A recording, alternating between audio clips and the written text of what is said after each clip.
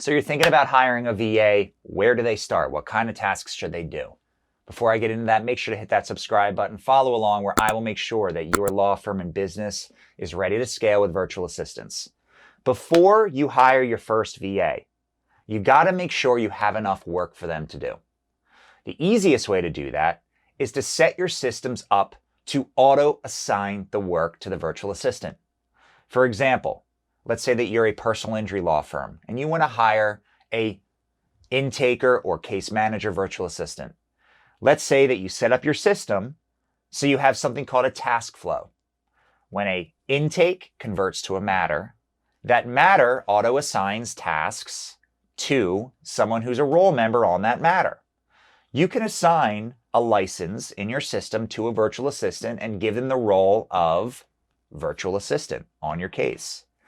Then certain tasks like sending letters of rep, getting deck pages, getting child support liens, doing very specific admin repetitive tasks can be delegated, but the best way to do it is for it to happen automatically because your system says that's the right thing for them to do. If you have to manually continue to assign work to your virtual assistant, it will be a pain in your ass. They will work faster than you expect on what you give them. If you do not give them enough work, they will sit there with their thumbs twiddling and you will be frustrated because you will feel like you're paying for something and you're not getting complete service. So make sure you have enough work for them to do it before you hire or hire more VAs.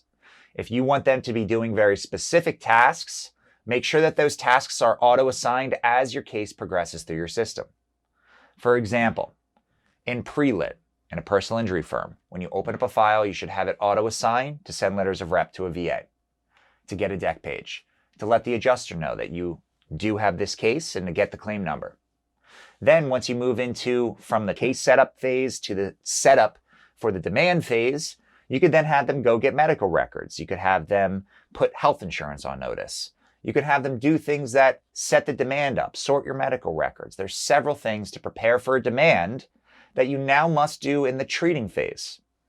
I typically don't recommend starting with client contact with VAs, even though you can use them for that.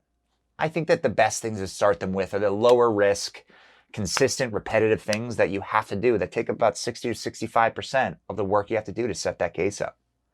So first, if you have a stateside employee, have them get more cases, but their only work on those cases is to check in with clients. All the admin work on those cases, delegate that to VAs.